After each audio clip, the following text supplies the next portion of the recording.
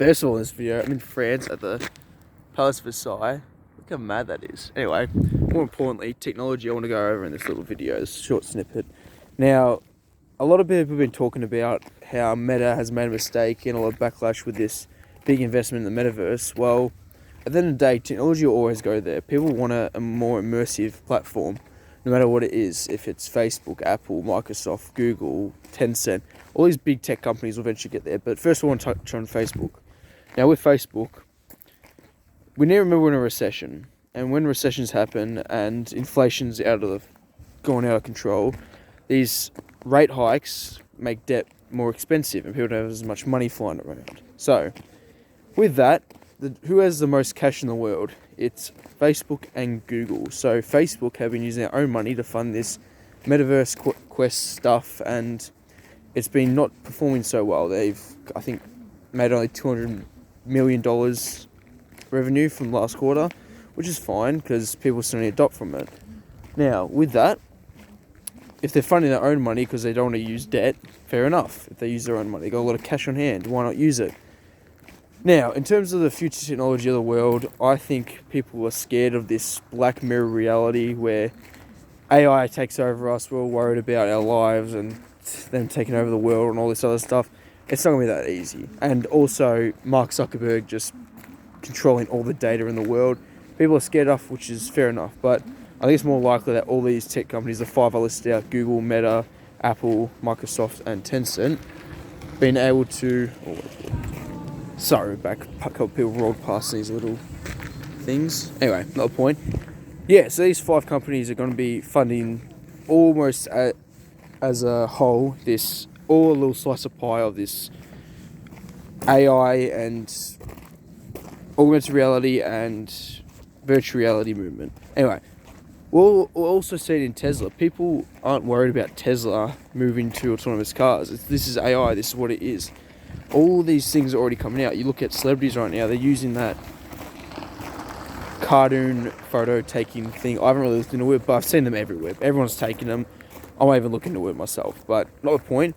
People are already moving towards it, and once it's getting adopted across the world, same as I think with blockchain, people start realizing the power of this technology and making their lives easier. Like, back in the day, people were scared of email, and like, oh, why do I use email when I could just write letters? Sounds stupid now, but that's what happened. They'd actually print their emails out onto paper so they can read it in letter form. Nowadays, no one does that. People aren't scared of technology. Technology will always be adopted and used for the future, so I think people are scared right now and people are worried about what their data is going to be linked to, but they still use phones. Data's already there. It's already getting stolen. Apple's trying to move away from it, but hey, I don't think that many people care. In terms of investment, I always have been investing in Facebook and Google and Amazon. Amazon's also a great company, got the cloud computing, same as Alibaba with their cloud computing. I think it's going to grow. Same as Microsoft, they got that. They got the big apps. Now, is this a signal? Is this a point in time where 2022, we had the last 15 years of the phone? Is this the next 15, 20, 30 years of this AI and virtual reality optimized world? Possibly, we'll never know. The thing a lot of people say is, the government can just shut it down. They can't really.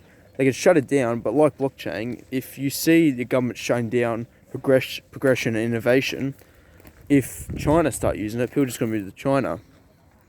The other thing I worry about is underpopulation.